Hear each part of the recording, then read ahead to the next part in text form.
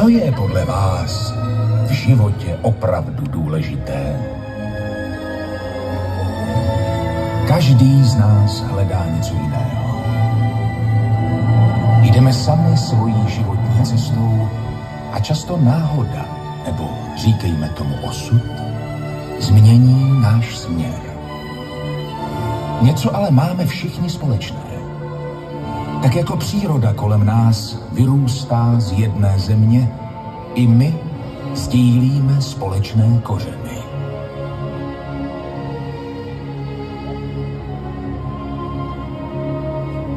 Lípa, náš národní strom.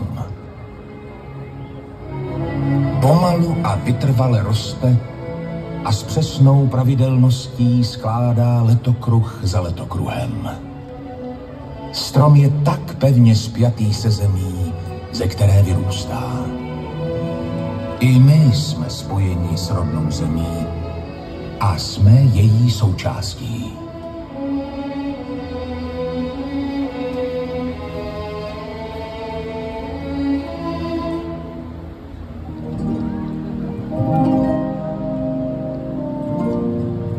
Evropské společenství nás spojí už 20 let. Společné hranice, společné cíle, společné hodnoty. Dnes jsme konečně naplno součástí Evropy a tak můžeme vlastní hranice vnímat jako hranice evropské a hranicím života nestavět překážky. Cestování a poznávání ostatních kultur, vytváření vlastního pohledu na věci kolem nás a potřeba a chuť vidět víc. Dnes si konečně plnými doušky dokážeme užít krás Evropy. Cestujeme a poznáváme.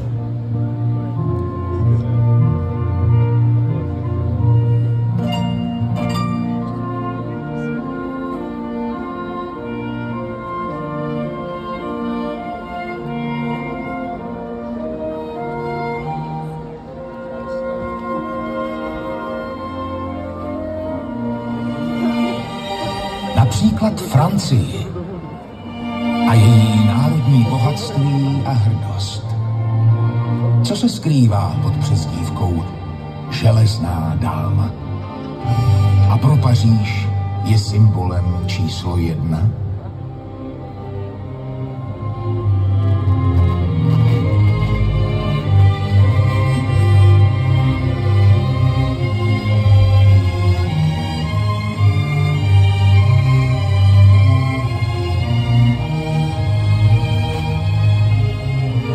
Poznáte stavbu typickou pro Itálii, která jakoby zázrakem vzdoruje všem zákonitostem fyziky?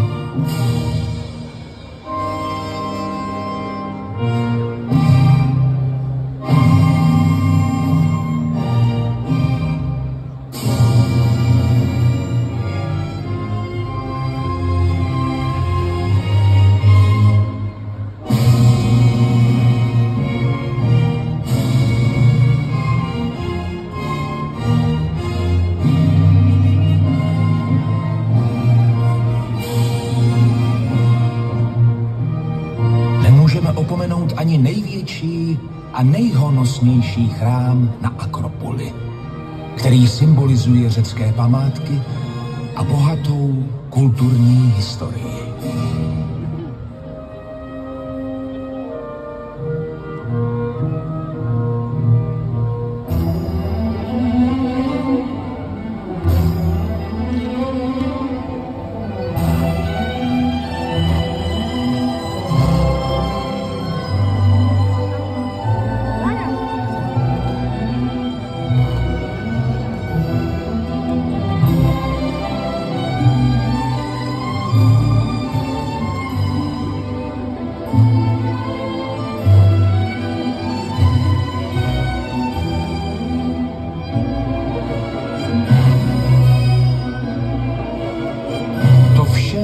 Je jen střípek z krás naší Evropy.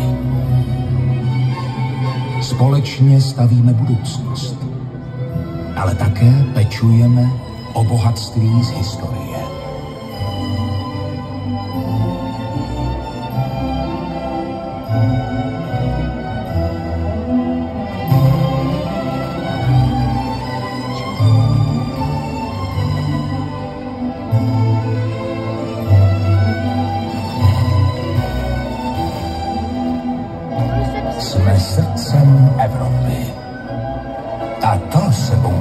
odpovědnost snažit se klouct a udávat rytmus a zároveň skvěle fungovat spolu s ostatními.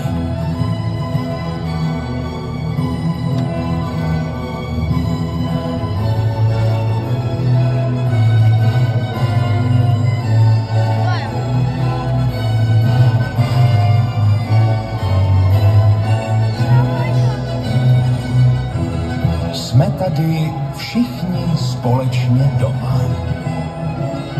V našem Brně, na naší Jižní Moravě, v naší České republice, v naší